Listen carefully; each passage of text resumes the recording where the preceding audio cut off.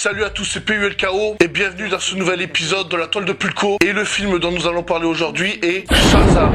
Je vous invite à rester jusqu'à la fin de la vidéo car j'aurai une annonce à vous faire. Shazam réalisé par David Sandberg. Alors au casting nous avons Zachary Levi. Alors cet acteur...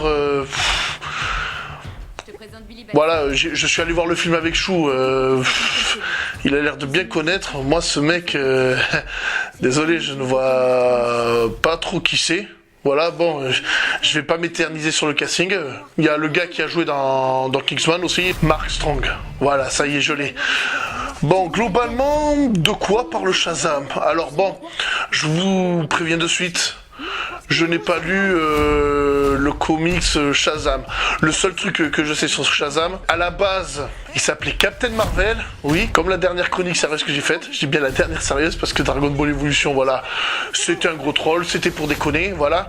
Oui, à la base, il s'appelait Captain Marvel. Mais à l'époque, je sais plus en quelle année, par rapport à sa ressemblance avec Superman, on va dire que le créateur de Superman a attaqué l'auteur de Captain Marvel à l'époque pour plagiat, parce que ce personnage a beaucoup de similitudes avec Superman, et rien qu'en voyant ce film, tu comprends à quel point il y a de la similitude.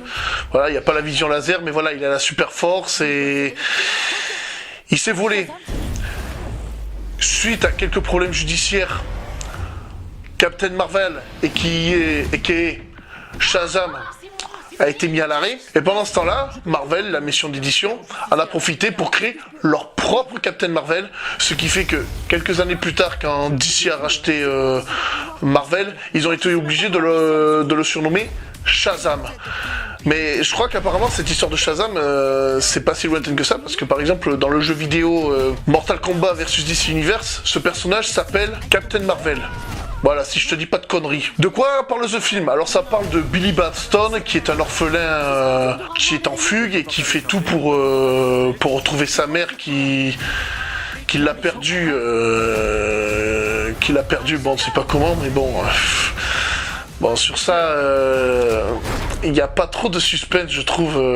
La raison pour laquelle il ne retrouve pas sa mère, c'est... Voilà, déjà, pendant tout le film, ça je trouve ça bizarre. Bon, enfin bref, c'est l'histoire d'un gosse qui essaye de retrouver sa mère, il fugue, et un jour, il atterrit dans une famille d'accueil avec plusieurs frères et sœurs adoptés, et il sympathise avec eux. Et un jour, en essayant d'échapper aux brutes de son lycée, il s'enfuit dans le métro, et il rencontre un sorcier qui lui donne ses pouvoirs, tout simplement. Voilà, je t'ai fait le synopsis du film.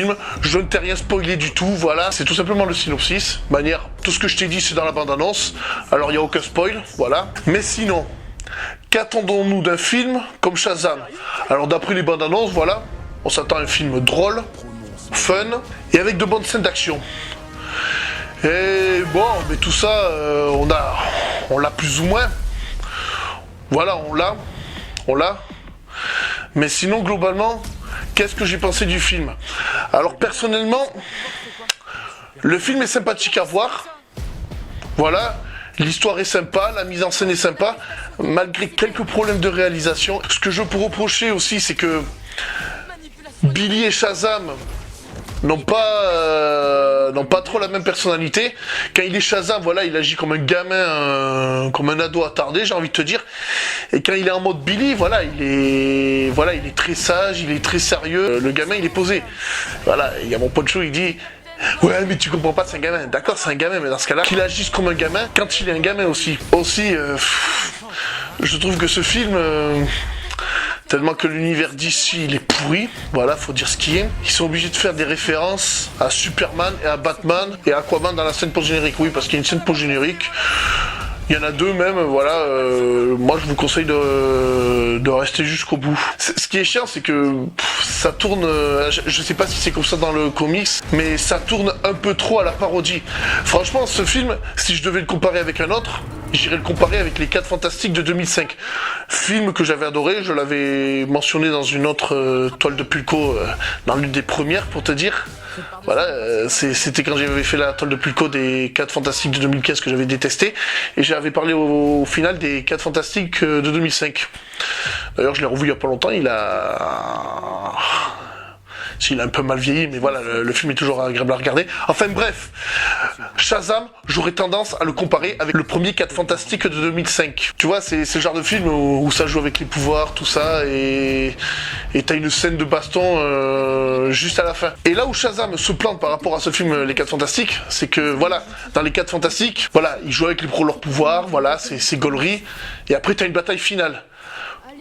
Dans ce film, c'est à peu près le même schéma. Voilà, ça fait jouer avec les pouvoirs, tout ça. Et le problème, c'est que ça a tendance à déconner pendant la bataille finale. Bon, en soi, c'est pas grave, ça reste sympa. J'ai vu des chroniques qui ont chroniqué ce film. J'ai pas regardé leurs chroniques. Il y a marqué film nul, tout ça. J'ai pas jeté un œil, mais moi, je vois pas ce que les gens ont reproché à ce film. Voilà, bon. Et la note que je vais mettre à ce film, voilà, je lui mets un 6 sur 10, voilà. Je lui mets légèrement au-dessus de la moyenne parce que, globalement, le film reste bon, malgré les petits détails qui m'ont horrifié pendant tout le film. Voilà, ça reste un bon film. Moi, perso, j'ai passé un agréable moment en voyant ce film, malgré les petits reproches que j'ai pu lui faire. Ça reste un bon film quand même, voilà. Ne me faites pas dire ce que je n'ai pas dit. Bon. Et avant de conclure cette vidéo, je tiens à parler de certaines choses qui m'énervent avec DC. À l'heure où je te fais cette vidéo, hier, il y a la bande-annonce du Joker qui est sortie. Et la vérité, je suis pas du tout hypé pour voir ce film. J'irai le voir. Voilà, je suis pas hypé. Voilà, il y a même des guignols, ils disent mieux qu'Heath Ledger, alors que il y a même pas un an, ça continue à lui sucer le bout pendant 10 ans. À Heath Ledger, malgré qu'il soit mort. Voilà. Je sais pas si on peut dire que c'est le bon Joker, voilà. Et franchement, d'ici, il faudrait qu'il reboot. Bon, d'accord, le Aquaman, il était bon, mais la vérité, faut rebooter là, parce que t'as Shazam, t'as Aquaman, t'as un Wonder Woman qui sort. Mais bon, t'as plus Batman. Voilà. Ben Affleck, il ne fait plus Batman. Henry Cavill, il ne fait plus Superman. Voilà. Pour moi, de chez DC, ce sont les deux persos les plus importants. T'as Ezra Miller, il a abandonné Flash. Voilà. Là, DC, personnellement, ils ont fait de la merde. Voilà. C'était mon truc pour de ce que je reprochais à DC. Bon. Maintenant, nous allons parler de choses sérieuses. Voilà. La prochaine chronique que je vais faire, ça sera Avengers Endgame. Et ça sera la dernière. Ça sera la dernière, voilà. J'ai l'intention d'arrêter la toile de Pulco. Voilà, pour ceux qui ne sont pas abonnés à mes Facebook, Twitter, Instagram, voilà, j'arrête la toile de Pulco. Je ne vais pas vous expliquer ici pourquoi je vais arrêter la toile de Pulco. Voilà, là c'est la chronique, voilà, on reste posé, tout ça, mais c'est juste pour vous prévenir. En gros, c'est la dernière toile de Pulco que je fais en solo aussi. Voilà. Au passage, je vais faire ça là avec Chou, mais bon, il a eu un empêchement. Alors voilà, c'est officiellement la dernière toile de Pulco solo que je fais avec vous. Il y aura une vidéo d'explication, voilà, je ne vais pas m'attarder trop là-dessus.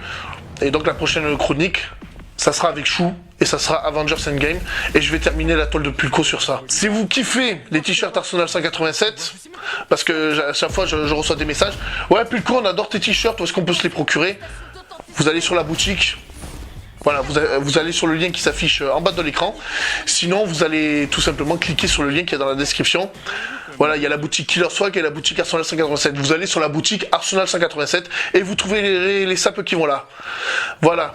Comme d'habitude, je vous invite à vous abonner à ma chaîne YouTube.